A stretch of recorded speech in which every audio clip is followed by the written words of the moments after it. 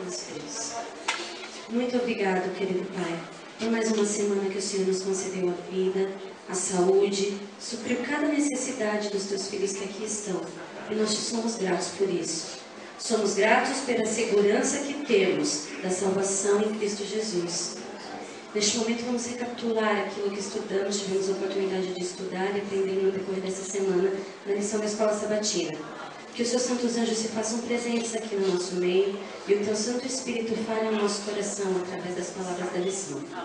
Dirija-nos nessa manhã, durante esse culto, e que o nosso louvor, apesar de sermos pecadores, termos lábios impuros, possa ser aceito no teu santo trono de graça. Esteja com os teus filhos que ainda não chegaram também. Essas são as bênçãos que nós te pedimos e agradecemos por Jesus. Amém. Bom dia, igreja. Sábado, Deus seja louvado porque você aceitou o convite de Deus e veio à casa do Senhor. Fica tranquilo que eu não vou pregar aqui não, mas é a carta missionária. Fica tranquilo. Nós, hoje, como 13º sábado, e a gente aprendeu algumas histórias de pessoas que foram relatando nas cartas missionárias como a obra do Senhor tem crescido. E hoje é diferente, hoje eu quero passar para vocês algumas informações do que está acontecendo em outros países. Na lição da Escola Sabatina, nesse trimestre, que hoje está acabando, nós conhecemos ali a divisão centro-leste africana. Você que tem a sua Escola Sabatina, você pode olhar ali atrás.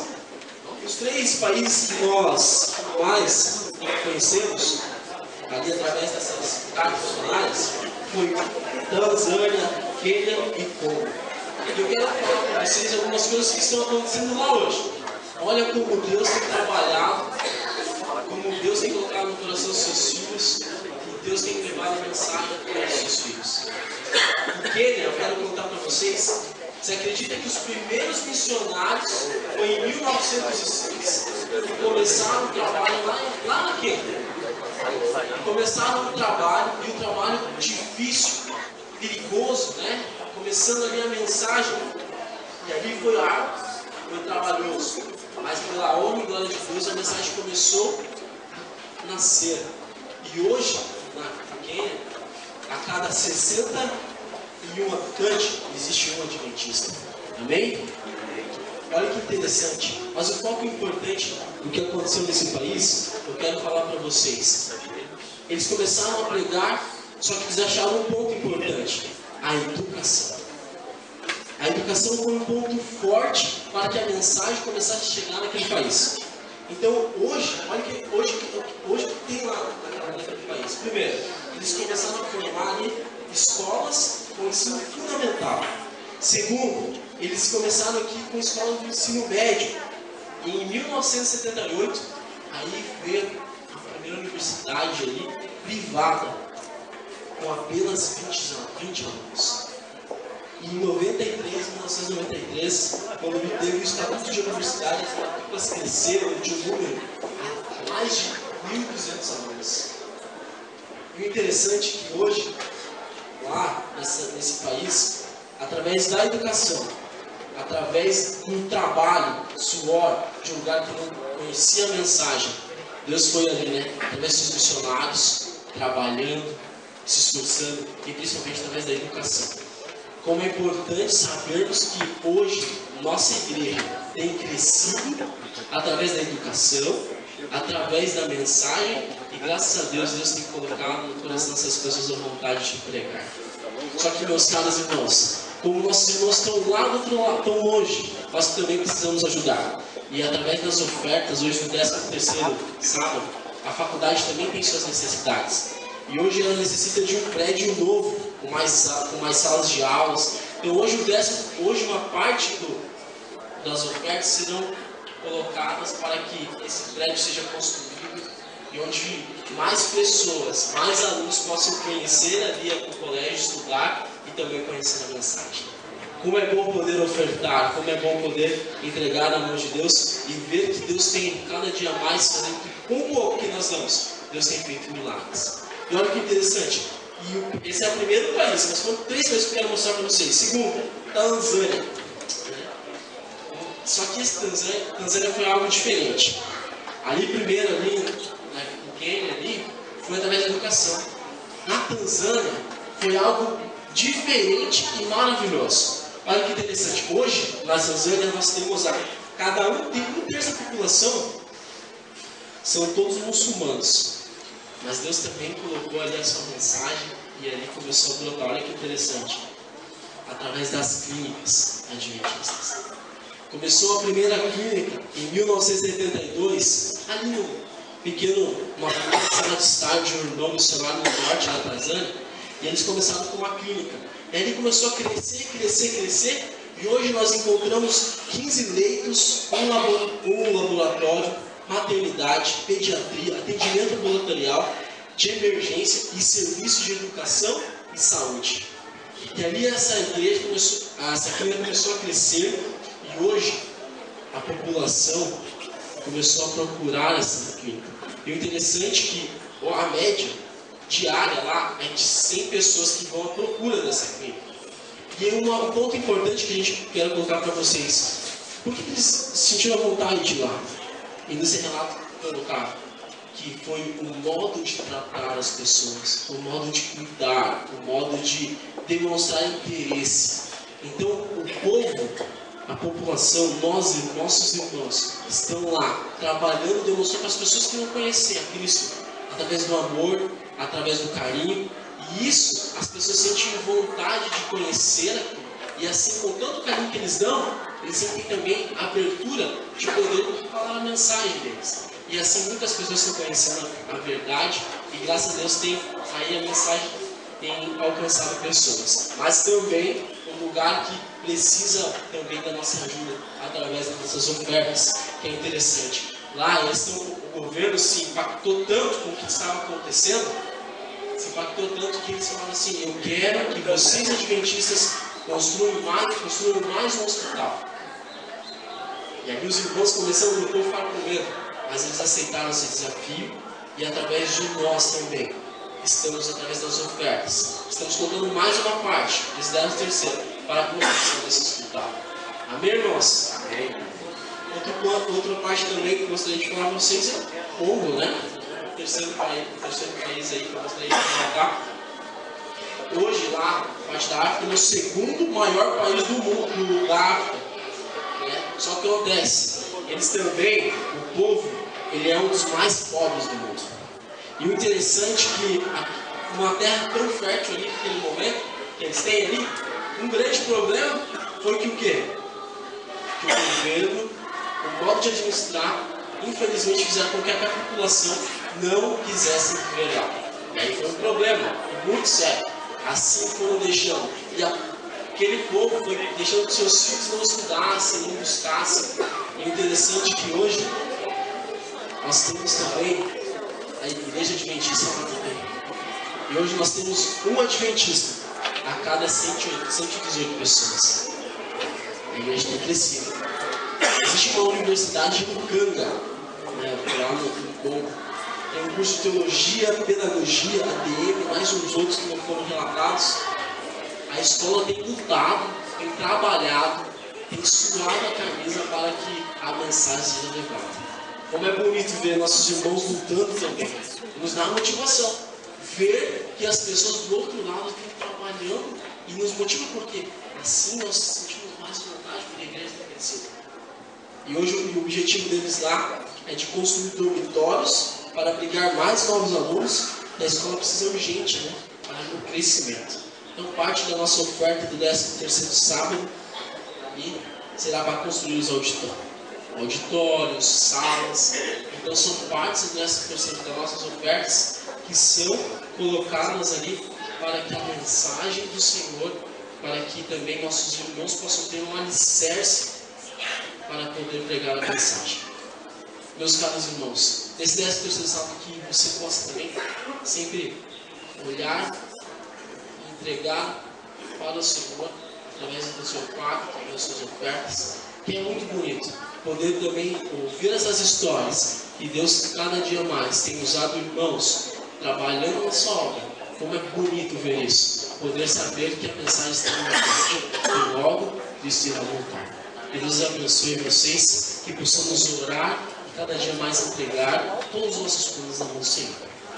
Muito obrigado. Nós tivemos aí o informativo das missões pelo John Lennon. John Lennon é o tesoureiro do nosso Colégio Adventista do Alto Boqueirão, e estará participando conosco aqui mais uma vez também, dentro em breve. Nós teremos agora a lição da Escola Sabatina. E é interessante que agora, essa semana, foi a última lição. A partir da semana que vem nós estaremos trocando de lição. Nós vimos aí o profeta. Quem lembra que profeta que nós estudamos agora? Muito bem, esse povo estuda muito. Parabéns. Todo mundo estudou lição, profeta Malaquias. Nós vimos ali desde Oséias até Malaquias. Nesse trimestre nós olhamos para 300 anos da história de Israel. Desde Oséias até Malaquias. Algumas curiosidades, talvez alguns de vocês até já sabiam disso aí, mas o livro de Malaquias, ele tem 55 versos. E dos 55 versos, 53 falam sobre Deus, ou mencionam Deus, ou fazem alguma alusão ao Senhor. De 55 versos, 53 mencionam Deus. Mas sabe o que é interessante? O povo de Israel não estava muito preocupado com Deus naquela época. O povo de Israel estava caindo num outro problema. Os problemas antigos eram a idolatria, eles adoravam outros deuses. Esse problema na época de Malaquias é que ninguém estava nem aí para nada, ou seja, era apatia. Eles não estavam adorando outros deuses, eles simplesmente não estavam fazendo nada. Eles não estavam se preocupando mais com Deus. Estava tudo sendo levado de qualquer jeito. E hoje nós vamos estudar um pouquinho mais os detalhes dessa lição, da época do profeta Malaquias. O que ele queria dizer e qual que era o objetivo. Nesse momento, os professores das classes vão fazer os apontamentos. Enquanto isso, nós vamos ajeitar as coisas aqui na frente para passarmos uma lição geral. Então, eu vou pedir para que os professores se coloquem em pé, aqueles que vão passar a lição aqui comigo e os professores da igreja também que vão fazer os apontamentos, por favor, fiquem de pé para que possamos fazer uma oração especial nesse momento. Oremos. Senhor nosso Deus, nesse momento nós temos um objetivo especial: louvar o Teu nome enquanto aprendemos mais da Tua palavra. Por isso, pedimos a Tua presença aqui conosco. Senhor, através do Teu Santo Espírito, se faça presente no nosso meio. É o que nós te pedimos humildemente, no nome e no sangue de Jesus Cristo. Amém. Professores, podem fazer os apontamentos, nós estaremos organizando aqui. Em alguns minutinhos, iremos iniciar. Eu queria apresentar para vocês aqueles que estão aqui na frente conosco para participar da lição da Escola Sabatina. Como vocês já sabem, foi anunciado no início ali, eu sou o pastor Daniel, sou capelão do colégio. Estou ali no colégio desde agosto e é um prazer muito grande estar com o pessoal lá. Nós temos aqui o professor Cleison, ele cuida da informática. É ele que cuida de todos os computadores, aparelhos eletrônicos e projetores e tudo que dá problema na escola, a culpa é dele. Ele é aquele que conserta e resolve todos os nossos problemas lá e também dá aulas de informática. A professora Kátia é a professora de educação física. Me perdoe, o Cleison trouxe a sua esposa também. Pode ficar de pé um pouquinho.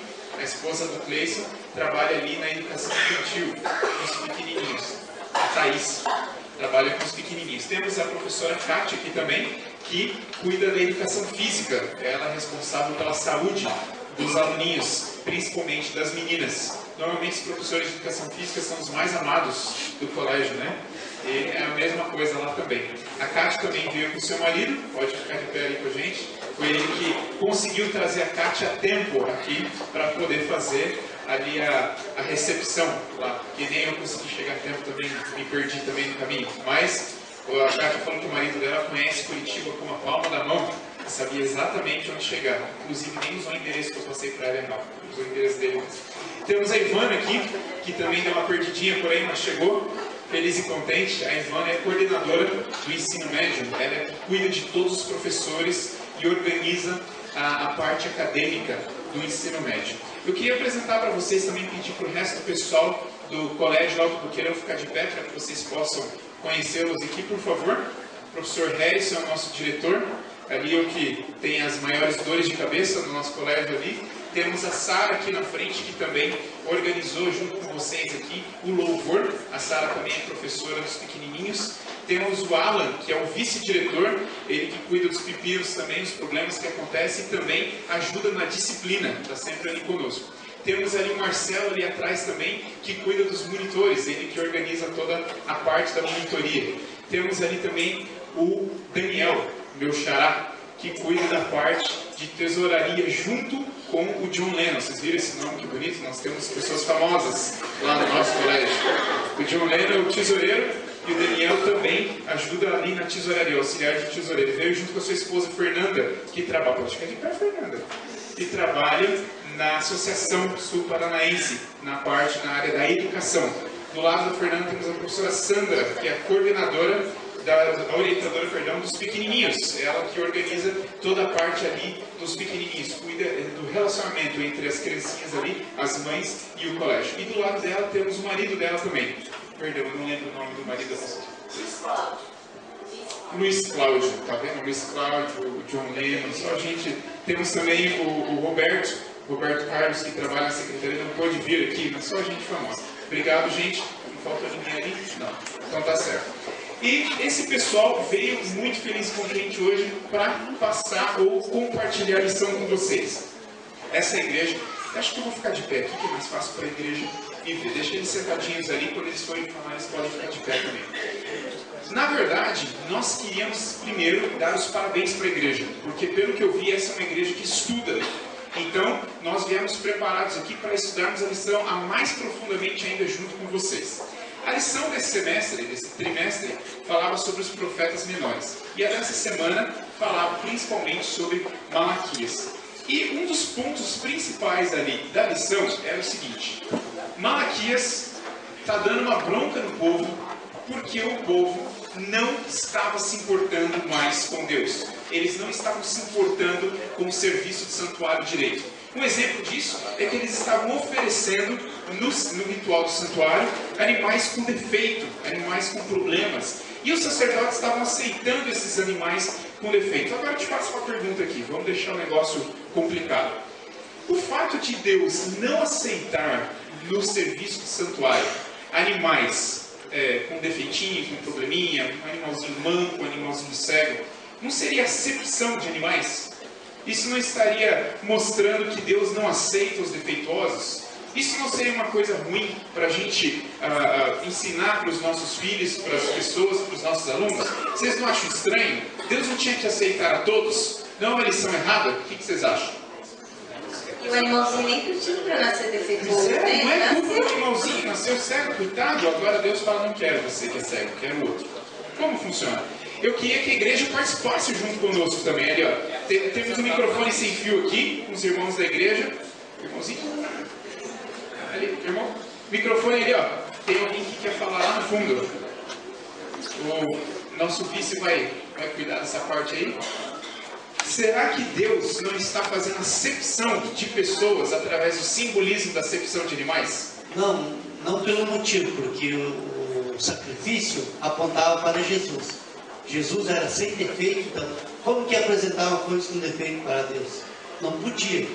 O animal tinha seu valor em outros aspectos, mas para sacrifício não. Muito bem, ok, muito bem mesmo. O animal tinha seu valor, mas naquele momento o objetivo não era aceitar ou não aceitar o animal. Naquele momento o objetivo era o quê? Representar a Cristo. Alguém tem alguma coisa para dizer aqui dos nossos professores super estudados ali na lição?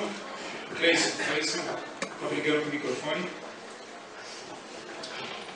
Essa é a parte interessante de ver que os animais não eram as pessoas, né? Os animais eram a representação própria de Jesus Cristo. Jesus Cristo foi, como a gente sabe, a pessoa mais perfeita que já teve aqui na Terra. Então, essa aqui era a representação que esses animais tinham. Eles tinham que ser perfeitos, eles tinham que ser o mais perfeito que a pessoa pudesse encontrar. Para quê? Para que pudesse ter um mínimo de representação com o nosso Cristo. Né? Aproveitando essa ideia, por que a gente precisava ter essa representação? Qual que era o objetivo desse animalzinho precisar morrer, sendo que ele não tem culpa de nada, para pagar pelo meu pecado? Como nós vimos lá na Páscoa, até nas orientações lá em Êxodo 12, 5, Deus falava tem que ser um animalzinho sem defeito, e até quando eles iam comer o animal, falava não pode quebrar o osso do animal. Inclusive quando Jesus estava na cruz, nenhum osso foi quebrado.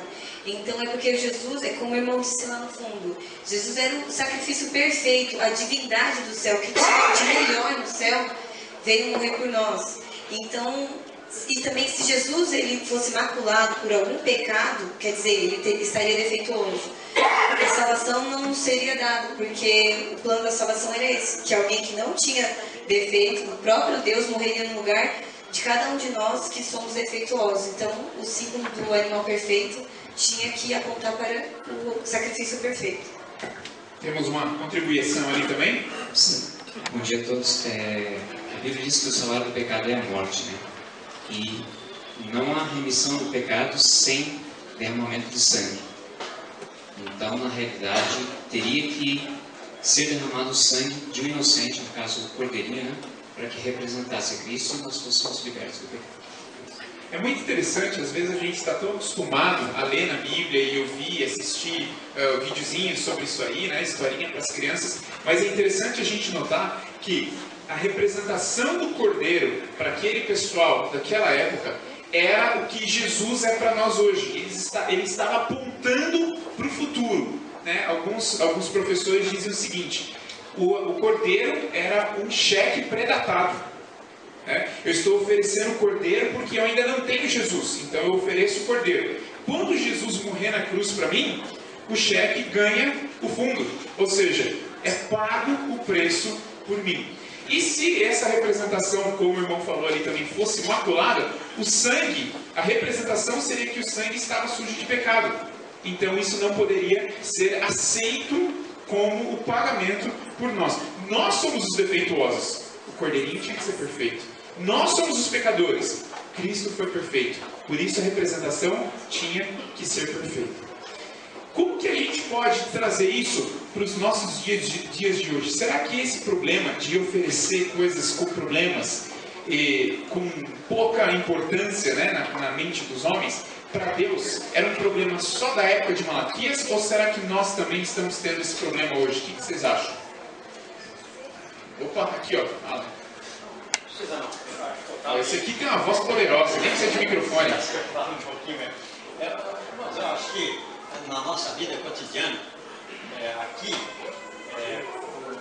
se nós formos dar um presente para um governador, nós não iremos pegar lá da nossa fazenda um boi manco ou um touro com defeito, alguma coisa que ia levar para o presidente, né? Seria uma desonra para ele.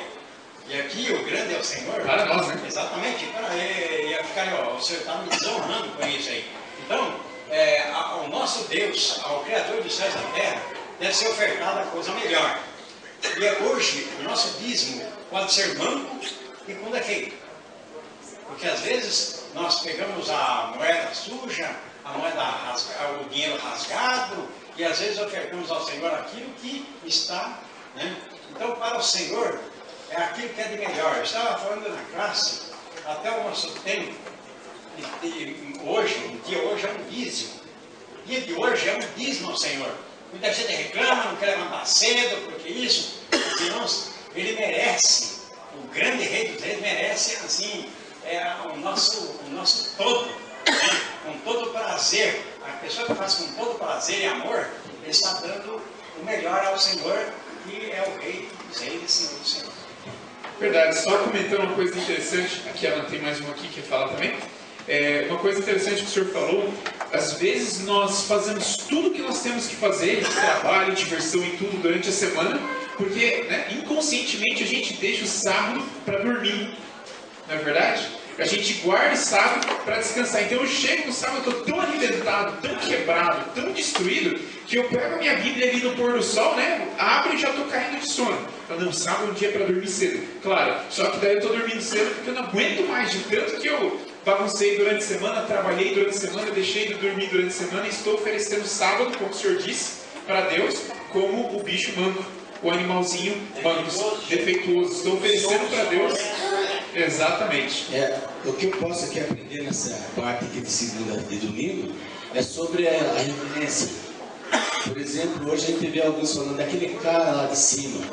Não é bem assim, a gente tem que saber que Deus, Ele é amor. Mas por Ele ser amor, também tem que ter respeito, que Ele é Pai. Tem que ter respeito desse Pai maravilhoso que nós temos no céu. E às vezes, do modo que a gente chega, quem sabe a gente está oferecendo algo errado, do jeito que a gente trata esse Pai do céu. E além do mais, aquela lição traz para nós também que Ele é, além de Pai, Ele é mestre. Mestre e nosso Rei também. Tudo isso é conforme a gente chega às vezes na igreja e fala assim, Deus vai entender tudo que eu faço.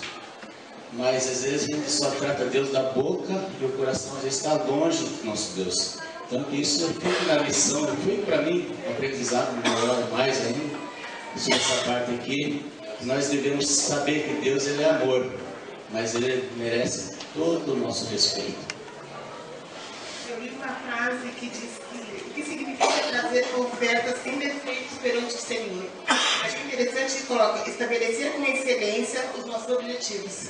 E na sexta-feira, sábado passado, uma professora relatou na escola sabatina que a sexta-feira dela é o pior dia, que deveria ser um dia abençoado de preparação, porque tudo dá errado. E quando chega no sábado, você não está preparado espiritualmente para estar na casa do Senhor como deveria, porque nós estamos sempre correndo. Então, o que significa trazer ofertas sem defeito? É aquela preparação mesmo, que nós devemos largar nossas atividades do dia a dia, se dedicarmos à adoração perfeita a Deus. E essa adoração é preparar aquele sermão. O professor que está na escola sabatina, estudar a sua lição, que vai passar para os seus alunos. Os alunos também? Sim, todos. Né? Então, não é fazer o trabalho de Deus no sábado pela metade, relaxadamente. Então, a adoração ela deve ser completa. E é a lição que nós temos que aplicar hoje. Já acontecia antigamente e hoje se aplica. Então, a gente tem que tomar esse cuidado, né? Que nós temos que estabelecer nossos objetivos com excelência, porque Deus quer o melhor de cada um de nós. Como eu sou da área da saúde, agora eu vou puxar a orelha minha também, do meu marido, de todos nós. Que Romanos 12:1 diz: portanto, irmãos, rogo-lhes pelas misericórdias de Deus que se ofereçam em sacrifício vivo, santo e agradável a Deus. Este é o culto racional. Então, o sacrifício, Deus não quer que nós fiquemos doentes. E nós somos sacrifício. Então, até eu estava falando do meu marido e falei lá no culto na escola. Essas últimas semanas eu tenho ficado resfriada, etc. e tal, mas eu sei que é porque eu deixei de ter cuidado com a minha saúde, deixei de comer todas as frutas que eu deveria, toda a alimentação. É porque tem correria. Mas então, muitas doenças que nós trazemos sobre as nossas vidas é culpa nossa. E aí a gente vem à igreja, e se a gente for ler aqui em Malaquias, quando eles traziam os animais defeituosos, e aí Deus fala assim, e depois você quer vir me pedir as coisas? Então a gente não cuida da nossa saúde, faz tudo que a gente sabe que é errado, não usa os 8 remédios de Deus e vem aqui pedir a cura. Eu li no Espírito de Profecia que diz, às vezes Deus não cura, irmãos, porque senão Ele está abençoando o erro. Você sabe que é errado fazer aquilo e Deus vai te dar a cura? Não vai, porque senão você vai continuar fazendo a mesma coisa. Pior do que acabar com a tua saúde, você vai ensinar para o seu filho, que vai ensinar para o seu neto, e aí a culpa é nossa. Então, o sacrifício que a gente tem que oferecer hoje também é cuidar da nossa saúde. Para quê? Para eu viver 100 anos maltratando as pessoas? Claro que não. Para eu viver o máximo de dias que eu posso viver para fazer a obra de Deus, para ser uma pessoa diferente para o mundo. Pastor, desculpa por isso. Eu gostaria de colocar aqui, eu estava pensando em algumas coisas.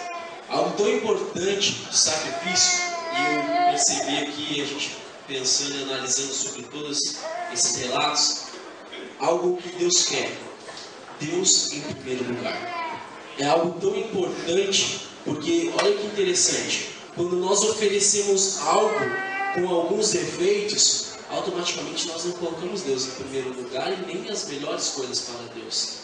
Apesar de também esquecermos infelizmente, de que tudo que nós temos é de Deus.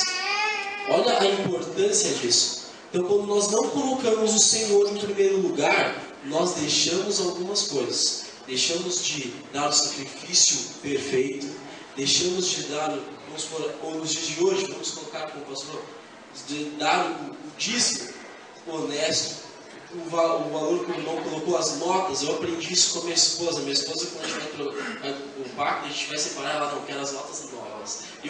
Primeiramente, eu falo assim, mas eu acabei, né? Mas Deus, ele se importa, e realmente se importa. Deus cuida de nós nos mínimos detalhes. Se você, desde o amanhecer, você olhar e ver no espelho quanto você é perfeito fisicamente e também pelo que você tem, você percebe que Deus cuida de você nos mínimos detalhes. E às vezes os mínimos detalhes para Deus, nós para Deus, é também importante. O interessante aqui, que Malaquias, que a palavra significa o meu mensageiro, ele está nos lembrando também para aquele povo, mas também está lembrando para nós. Né? De quem nós estamos colocando em primeiro lugar? Né? Será que desde o primeiro quando eu levanto, ou ali o meu dízimo, a minha oferta de tempo, né? O tempo que eu tenho dedicado ao Senhor? Então são coisas que são importantes e também revelam Deus que nós servimos. Deus se agrada com o ponto que nós colocamos assim com todas as decisões que nós temos: a servir o Senhor em primeiro lugar ou deixar para depois. Eu falo isso porque também é para mim. Muitas vezes há uma cobrança. Nós temos o pecado, a carne, que é sempre, né? É difícil, é luta constante. Mas com a graça de Deus, né, nós vamos cada dia mais buscar isso. Isso é um lembrete para nós, né? Colocar Deus sempre em primeiro lugar. Pastor, só uma experiência rapidinho. Ontem, eu e meu marido acordamos de manhã. Ontem falamos assim, que ontem foi o dia, né, do nosso pagamento. Não, olha, a gente não vai comprar nada antes de tirar a oferta. Tá bom, querido. Aí eu fui ao mercado, aí eu pensei assim, eu vou passar no caixa eletrônico, primeiro eu vou tirar a oferta, depois eu vou fazer a compra. Ai, meu Deus, eu esqueci, pastor. Fui lá, peguei as coisas, fui pro caixa eletrônico. Quando a mulher começou a passar, falei, ai, Senhor, a oferta que eu falei que eu ia tirar em primeiro lugar. Aí a moça passou 2 vezes o mesmo item, apertou o botão para chamar a gerente. Aí ela nunca vem, né? Aí eu falei, moça, espera um pouquinho. Aí eu corri lá na oferta, no caixa eletrônico, e consegui tirar a oferta em primeiro lugar. Então, quando a gente se dispõe a fazer o que é certo, mesmo quando a gente erra, Deus fala assim, tá bom, filha, eu te dou a segunda chance porque você falou que queria fazer isso. Então Deus é muito misericordioso, basta a gente se pôr na mão dele que ele faz de tudo para que a gente consiga cumprir os nossos votos. Pegando todos esses pontos, né, que foram apresentados, a gente vê que a nossa oferta não é simplesmente monetária, né? A gente vê que a nossa oferta, o nosso sacrifício que a gente vai apresentar é muito mais do que isso. Por exemplo, né, que adoração que eu estou ofertando a Deus? É eu usar o sábado para dormir? É eu ficar no celular aqui na igreja mandando mensagem enquanto alguém está pregando, ou quem sabe fazendo qualquer outra coisa, né? Ou é eu adentrar as horas do sábado fazendo as minhas atividades, enquanto não, calma aí, quero terminar aqui, né? E o sábado entrando. Ou detalhes, né? Detalhes sobre a nossa adoração. Não simplesmente, às vezes a gente pode ter essa ideia de, né, da parte de oferta. Não, eu estou cuidando, estou pegando meu dinheirinho certinho, mas e o resto, né? E a minha vida, e a minha adoração a Deus, como fica? Da mesma forma que Malaquias fala sobre isso, ele fala também sobre outro ponto, fala sobre o ponto do divórcio. E eu faço uma pergunta para vocês aqui, ó. Na verdade, o IBGE constatou que em 1984, no Brasil havia cerca de 30.800 divórcios. Em 1984, cerca de 30.800 divórcios. Já em 2007, esse número tinha subido para 180 mil divórcios. Por que Malaquias fala, ou né, dá uma bronquinha neles também, em relação ao divórcio? O pessoal lá em Israel, na época de Malaquias, estava se divorciando, né, à torta direita.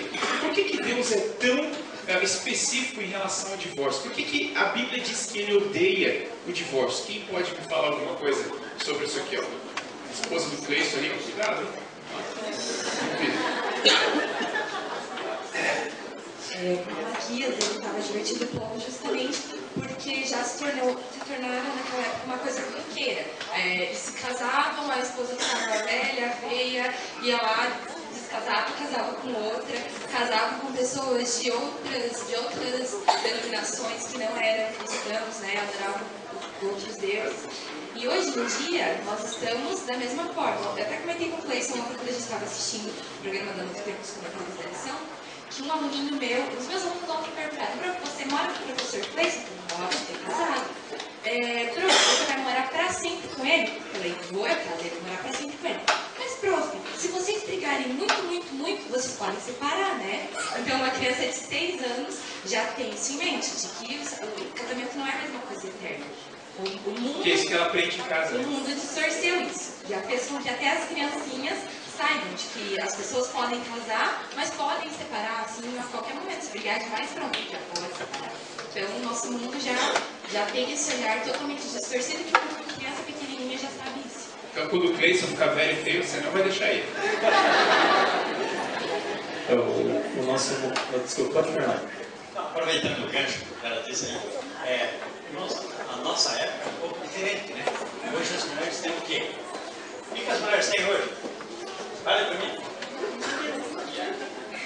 Maquiagem, individualismo, um monte de coisa, né? A mulher do passado tinha isso. Vocês notaram que você lê bem ali? As mulheres tinham um tempo se lamentar. É uma coisa, pensa bem, não tinha aposentadoria, não tinha nada, não tinha nem sociedade para elas trabalharem. Imagine só, vocês mulheres hoje, e elas no passado, né? Os caras estavam enchendo porque o tempo do Senhor de lágrimas, chorando, se lamentando, porque os maridos, a Maria é morar, não, essa não está boa, era incrível, irmão, a situação. E era o povo de Deus, não era? E hoje, muitas pessoas estão olhando aí o mundo, né? Olhando como é que o mundo se divorcia, tranquilidade. Hoje casa, amanhã descasa, saindo da igreja já estão pensando no divórcio. Um problema sério, né? Mas não sabe o que nós pensamos, né? Verdade. O nosso mundo... Casamento é uma privilégio, é uma obrigação.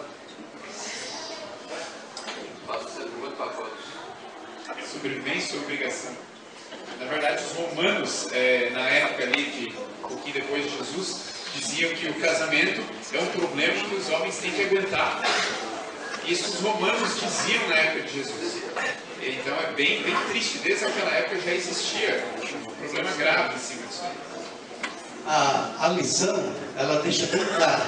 Deus está usando o casamento no símbolo de aliança. Veja bem, a aliança de Deus com o povo é eterna. Então veja bem, por isso que ele estava condenando, porque os homens casavam e já separavam. Então, e a aliança com Deus é eterna. Então, por esse momento que o profeta usou o casamento. O nosso mundo hoje ele é um mundo descartável, vamos dizer assim, né? Em tudo que você pensar. Você compra um eletrodoméstico lá, você compra um liquidificador, e esse liquidificador estraga. Você vai mandar consertar? É muito difícil. Você vai lá e compra outro novo. Se você for para um eletrônico, então, mais ainda. Você compra o seu celular estragou dali a pouco, você vai lá e compra outro. Não vale a pena você consertar. E eu acho que isso está cada vez incorporando mais em outras coisas. Assim como a Thaís comentou agora do menino, né? Já 6 anos, ele já entende, por exemplo, que você casa, separa, enfim, é normal. Essa parte do descartável está juntando em todos os aspectos da nossa vida. O bom também é que Deus, quando Ele fala algo pra gente, Ele não fala pra gente simplesmente, ó, faça, mas eu não faço. Se a gente começar lá nesse trimestre de missão, a gente está falando de Oséias, e aí a gente vê que Deus manda Oséias se casar com uma mulher adúltera. Ele casa, o adultério era motivo para separação na hora ali.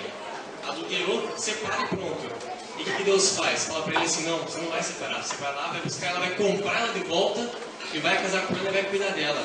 Por quê? Porque ele está mostrando o seu povo. O seu povo era adúltero, o seu povo adorava outros deuses, gostava mais de dinheiro, gostava mais de TV do que de Deus.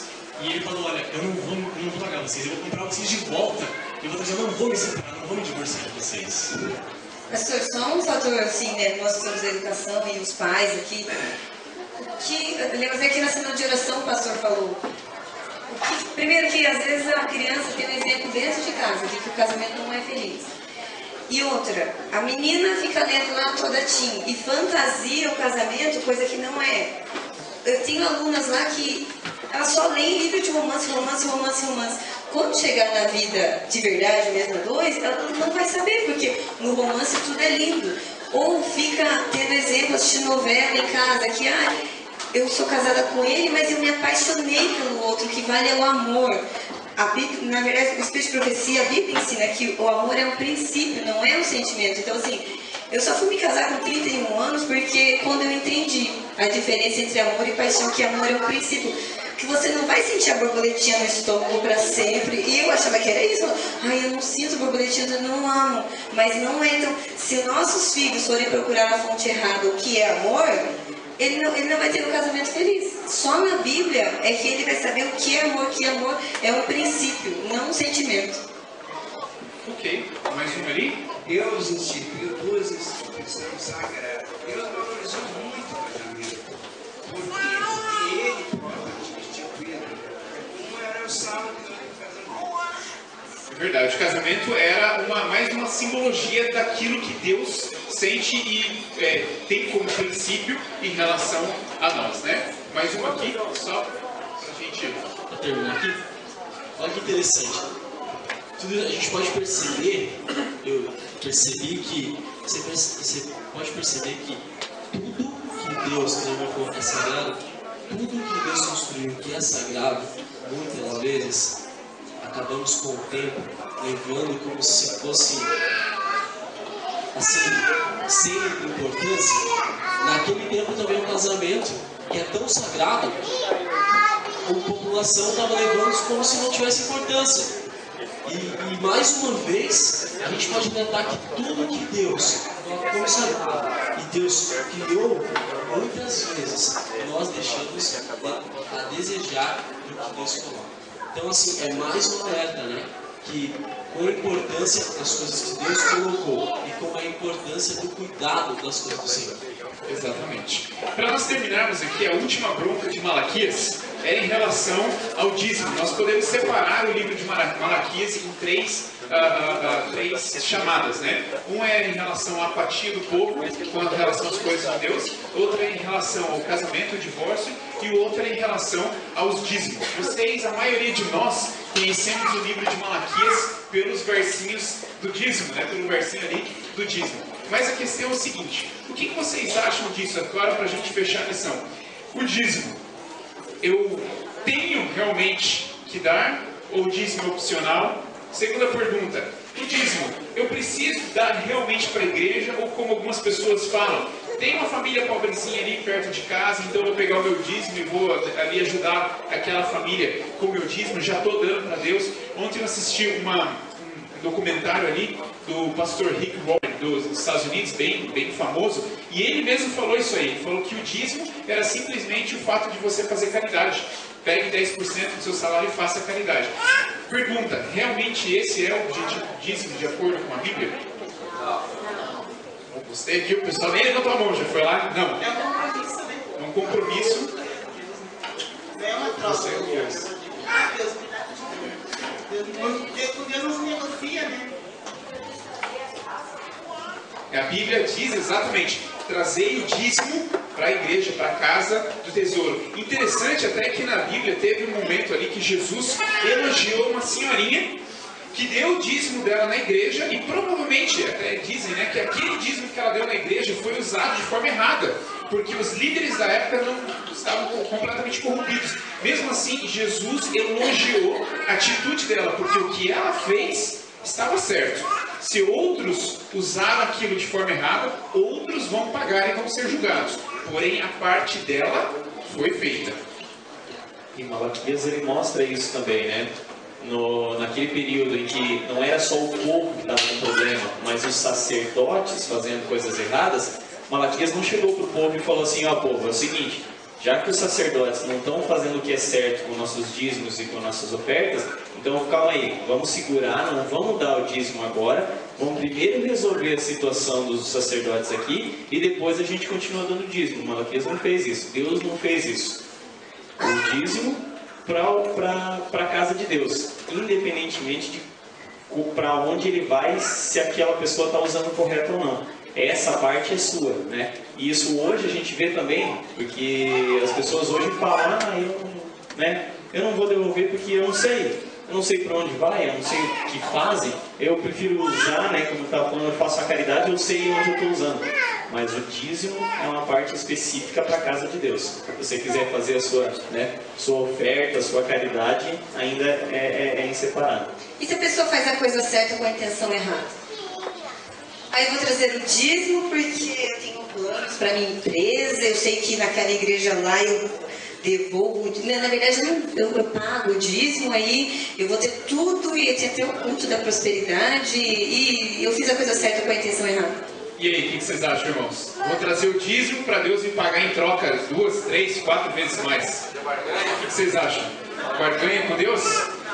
Exatamente. Tem gente que quer falar aqui, ó. Pode falar. Nós voltamos ali um pouquinho atrás, nós temos ali, na verdade, o santuário, e Deus também fez, na verdade, a separação ali das terras, né? E os levitas ali, eles não tinham mais herança, a herança era Deus, né? Então, o povo tinha que sustentar, né, a casa de Deus. Os levitas faziam parte da casa de Deus, né? Eles tinham administração, cuidavam. Então, foi instituído os dízimos para que a casa de Deus fosse mantida. Funcionasse, né? Funcionasse. Então, hoje, da mesma forma, nós temos que trazer, né, os nossos dízimos, a nossa oferta, para que haja sustento na casa de Deus, né? Haja provisão na casa de Deus. Exatamente. Além disso, isso é um favor que nós estamos fazendo para Deus. Nós estamos devolvendo aquilo que pertence a Deus. Na verdade, nós estamos devolvendo 10% e ele fala os outros 90% que também pertencem a mim, você pode usar para você.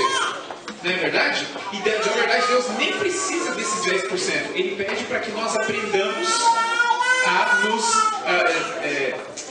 como que se diz, que a gente possa se desconectar do dinheiro. Exatamente, se desconectar e administrar de uma forma diferente. Pode falar, irmão. Tirar o nosso egoísmo, né? Exatamente. No verso 10 ele diz assim: provai-me nisto, diz o Senhor dos Exércitos, se não derramarei sobre vós as bênçãos sem medida. Então isso é um reconhecimento, né, do cristão, da demonstração do seu reconhecimento. Reconhecimento realmente que Deus está cuidando de nós, né? Mas alguém queria falar ali atrás? E essa bênção é só dinheiro? O dízimo, a gente não pode falar que eu vou pagar. É devolver. Deus pode dar o melhor para a gente. Só de você saber que ele dá um lugar para você morar, ele dá um sustento à saúde. Então nós devemos devolver, não pensando o que vão fazer com o dinheiro. Mas a nossa parte a gente faz, né? Então, a partir do momento que você devolve, você não interessa, você está fazendo a sua parte, devolvendo, né? E você não pode pensar, minha esposa é muito contra disso, mas eu não gosto de mentir. Eu também não preciso mostrar para ele que eu estou levando, que eu estou devolvendo, né? Deus sabe, Deus conhece a minha coração. Então, eu devolvo, não pensando para onde ele vai, eu faço a minha parte, né? Ele assim, ele apoia o sábado, apoia também a igreja, mas o dízimo, ele faz assim, vai dar, você sabe para onde vai, porque a fulano lá vai pegar, então assim, não importa o que vai fazer. Então, nós devemos dar, não pensando para onde vai, mas a gente sabe que é uma coisa muito sagrada, porque se Deus dá o melhor para você, por que você não pode dar o melhor para Ele também?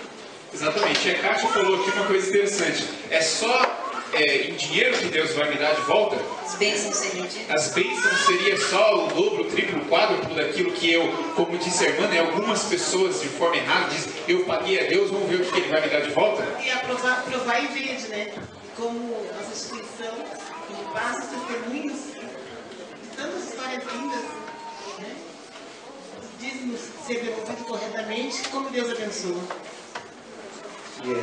A gente vê o amor de Deus na questão dos dízimos, como Deus nos abençoa duas vezes. Porque, assim como a gente comentou, o dízimo não é uma barganha. Eu não estou dando para receber. Eu estou dando já em forma de gratidão do que eu já recebi em primeiro lugar.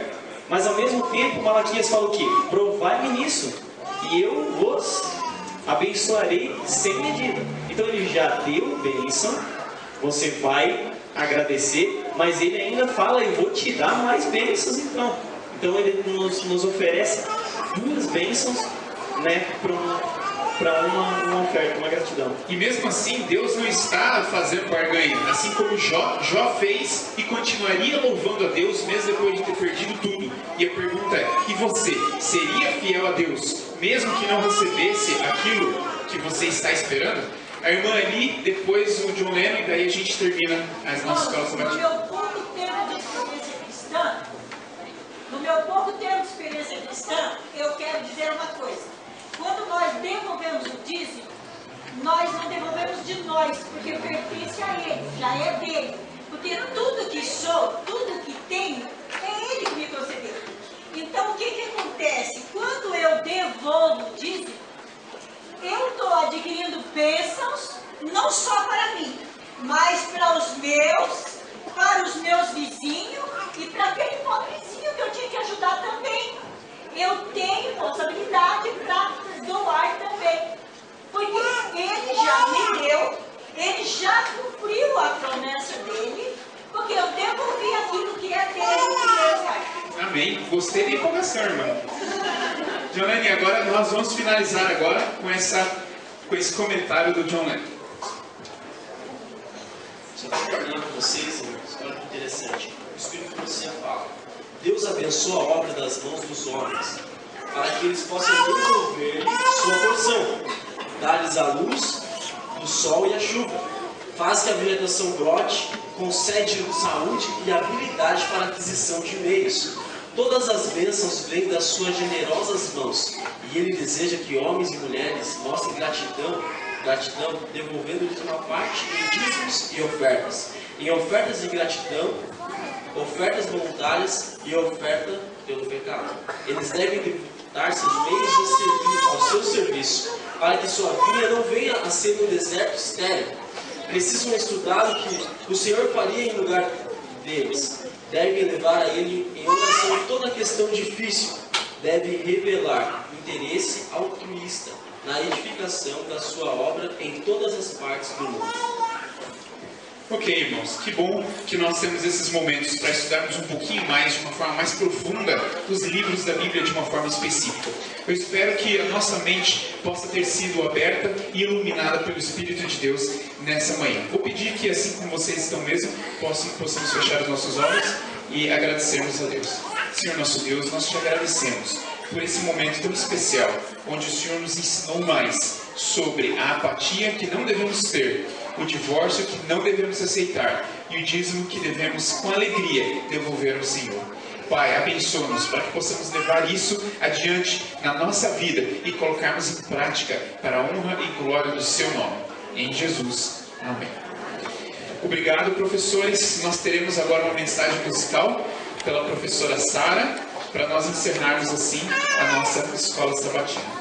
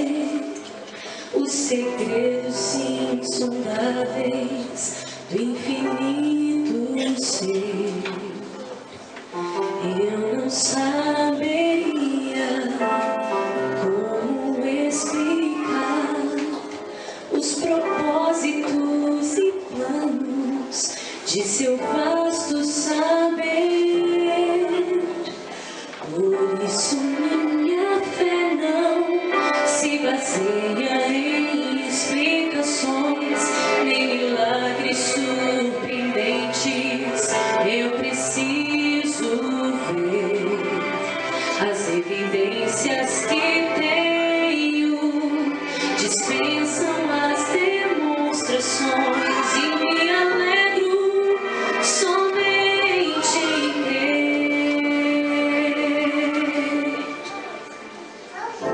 eu não posso comprovar, mas também não posso duvidar de um Deus que é criador. Eu não posso explicar, mas sei que a sua imensa graça me resgatou. Eu jamais poderei entender o mistério de um amor eterno dedicado a mim. Então só preciso crer, confiar e fim.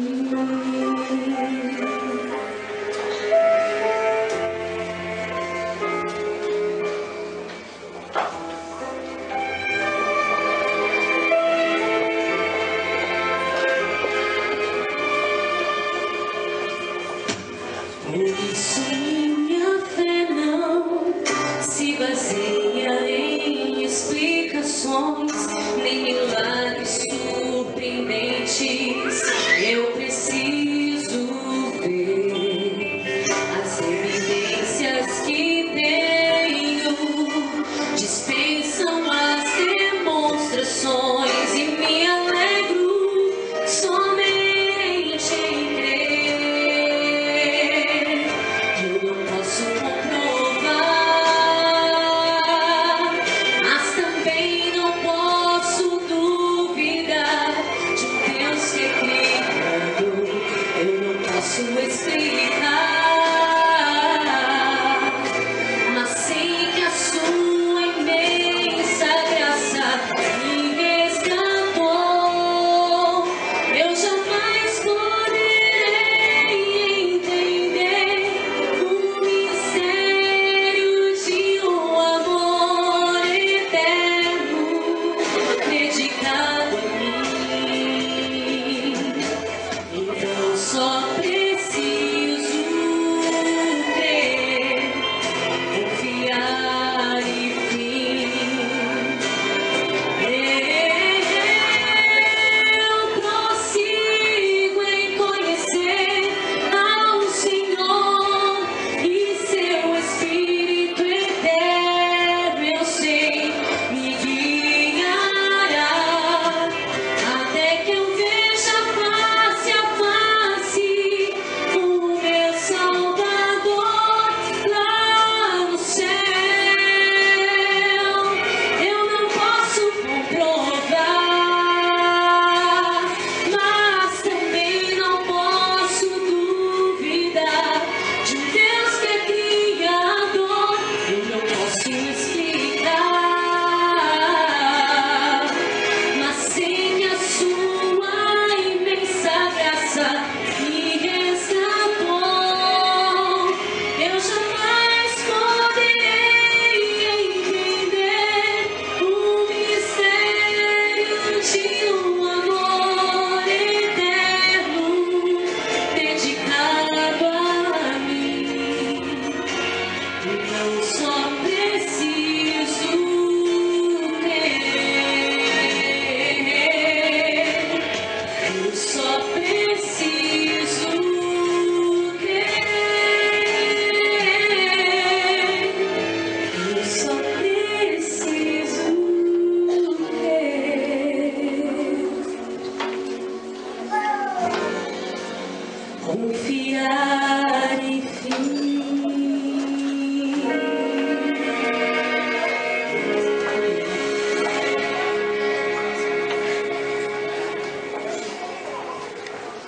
Nós agradecemos todos os irmãos que estiveram presentes, nossos amigos que estão no nosso meio, e que nós possamos colocar em prática tudo aquilo que bondosamente Deus colocou na sua palavra, para que hoje, nos nossos dias, nós pudéssemos refletir sobre tudo, todas as mensagens que Deus tem para nós, que nós possamos colocar em prática em nossas vidas. Gostaria de agradecer a equipe do Colégio Alto Boqueirão, que fizeram muito bem todas as etapas da nossa escola sabatina. Que Deus continue abençoando vocês como colégio, como escola e principalmente individual. Que Deus possa estar retribuindo, possa estar abençoando vocês com todo o amor que somente Ele tem.